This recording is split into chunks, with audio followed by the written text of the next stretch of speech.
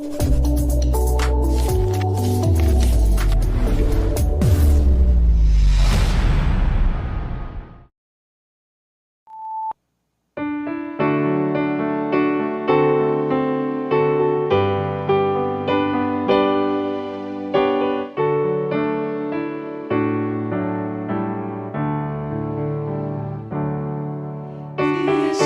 sa ating naghihintay, sa buhok na lubhang mainam.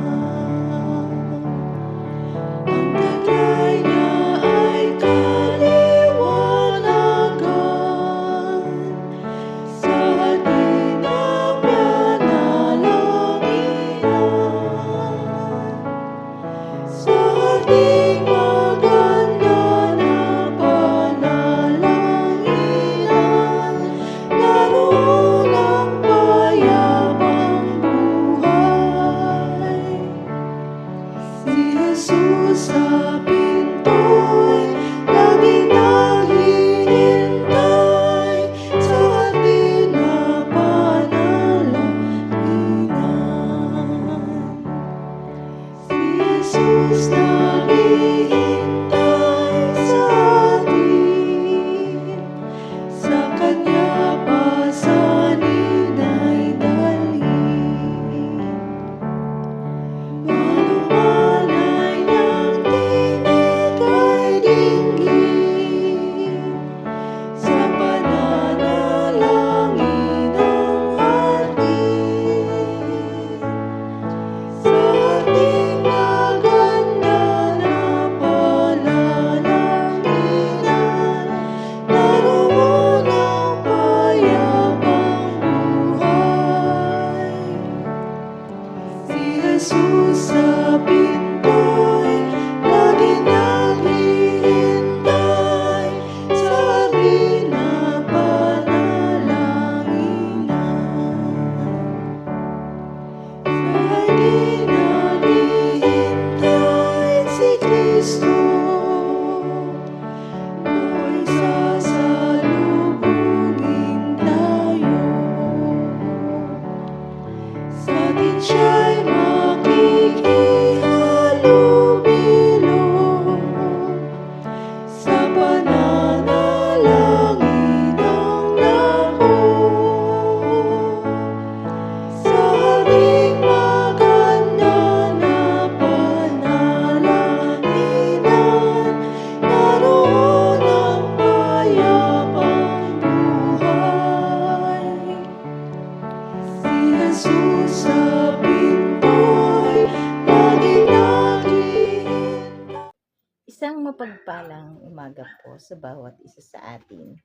Narito po tayong muli sa ating Grab Food for the Soul, our daily dose for the nourishment of our soul. Simulan po natin ang ating araw sa pagbubulay-bulay nang makalakad tayo sa isang mapayapang pamumuhay. Ang topic po natin sa umagang ito ay may pamagat na pagpapasailalim sa kapangyarihan ng Espiritu Santo, at matatagpuan po natin ang ating batayang talata sa Lucas chapter 1 verse 29 to 30, at ganito po ang sinasabi ng talata. Naguluhan si Maria sa sinabi ng anghel, at inisip niyang mabuti kung ano ang kahulugan ng ganoong pagbati. Sinabi sa kanya ng anghel, "Huwag kang matakot, Maria, sapagkat naging kalugod-lugod ka sa Diyos. Pagpalain po ng Diyos ang pagkabasa ng kanyang banal na salita." Bahagi ng pagsunod sa kalooban ng Diyos ang kagulumihanan at pagkadama ng takot. Ito'y natural lamang kapag ang pagsunod ay bunsod ng pananampalataya. Dahil sa pananampalataya, sumusunod tayo kahit marami tayong mga tanong. Kahit hindi kumpleto ang mga detalye, kahit hindi natin makita ang buong larawan. Pananampalataya ang dahilan kung bakit sumunod si Abraham sa utos ng Diyos na iwan nito ang kanyang lugar, bagamat hindi malinaw kung saan siya pupunta. Pananampalataya ang dahilan kung bakit sumunod si Noe sa utos ng Diyos na gumawa ng daong kahit tuyot na tuyot ang lupa. Ang pananampalataya ay hindi ang pagsunod dahil siguradong sigurado na natin ang lahat ng bagay. Ang pananampalataya ay ang pagsunod kahit mayroon tayong mga pag-aagam-agam. Sa Lucas chapter 5 verse 5b, nang utusan ni Jesus si Pedrong ihagis ang lambat, sinabi niya, "Guro, magdamag po kaming nagpagod, ngunit wala kaming nahuli. Ngunit dahil sa sinabi ninyo, ihuhulog ko ang mga lambat." That was pure and simple obedience, born out of faith. May pag-aagam-agam at pag-aalinlangan si Pedro, pero dahil iniutos ni Jesus, susunod siya. No ifs and buts. Tayo'y nagugulimihanan at natatakot sa pagsunod sa kalooban ng Diyos. Bibigyan tayo ng Diyos ng katiyakang hindi niya tayo iiwan ni pababayaan man. Wika sa Isaiah chapter 41 verse 10. Ako'y sa iyo, huwag kang matakot. Ako ang iyong Diyos, hindi ka dapat mangamba. Palalakasin kita at tutulungan. Iingatan at ililigtas. Kapag tayo'y nagpapasailalim sa kapangyarihan ng Espiritu Santo, hinahayaan natin ng Diyos na gumawa ng himala sa ating buhay.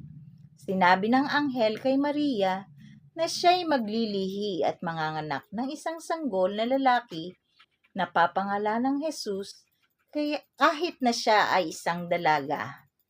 Dahil sa pagsunod ni Maria sa kalooban ng Diyos, magaganap ang himala. Ngunit ang pagsunod na iyon ay kaakibat ng maraming panganib. Maaaring hindi siya paniwalaan ng kanyang kasintahang si Jose, at kung siya ay magdadalang tao at iiwan siya ni Jose, dalawa lamang ang maaari niyang kahihinatnan. Siya ay papatayin ng mga tao dahil sa pangangalo niya, o siya ay maging isang prostitute lamang para lang mabuhay. Sa kabila ng mga posibleng panganib na ito, sumunod si Maria sa kalooban ng Diyos. Hindi na niya inalintana ang mga posibleng mangyaring kanyang ikapapahamak. Ang nangingibabaw na damdamin sa kanya ay ang sumunod, no matter what. Iyon ang naghanda ng daan para sa paggawa ng Diyos ng himala. Our obedience sets the stage for God's miracles. Dahil sa kahandaan ni Mariyang sumunod, naganap ang himala. Handang gumawa ang Diyos ng himala sa ating buhay kung handa tayong sumunod sa kanyang kalooban at handang humarap sa mga posibleng consequence ng ating pagsunod. Wika ng anghel sa Lucas chapter 1 verse 37, sapagkat walang anumang bagay na hindi kayang gawin ng Diyos. Ngunit ang anumang bagay ay hindi gagawin ng Diyos nang wala tayong pahintulot. God will only work miracles in our life when we say yes to Him. Miracles happen as God's way of honoring our obedience. Tayo po ay manalangin. Panginoon naming Diyos na makapangyarihan sa lahat, maraming salamat po sa umagang ito, sa pagkakataon na ipinagkaloob niyo sa amin upang kayo ay mapupurihan at makapagbulay ng iyong mga salita, Panginoon. Maraming salamat po sa aming mga kapatid na nakasama namin ngayong umaga. Dalangin namin, Panginoon, ang aming mga kapatid na papasok sa kanilang mga trabaho, Panginoon. Ikaw po ang mag-ingat at gumabay po sa kanila. Ganun din po, Panginoon, dalangin namin ang mga mag-aaral na papasok sa kanilang mga paaralan, Panginoon. Ang pag-iingat din po ang sumakanila, Panginoon, sa kanilang gagawin sa maghapon. Dalangin din po namin, Panginoon, ang aming mga kapatiran na mga may sakit po, Panginoon. Kayo po ang humipo at magpagaling po sa kanila. Maraming salamat po, Panginoon, at ingatan niyo po kami at gabayan sa maghapong daraanan. Ito po ang aming dalangin sa tanging pangalan ni Jesus. Amen. Maraming salamat po sa pagsama sa akin ngayon sa pagbubulay-bulay ng salita ng ating Panginoon. A friendly reminder to all of us po, be Christ-like in your workplace today. God bless us all at hanggang sa muli po. Paalam.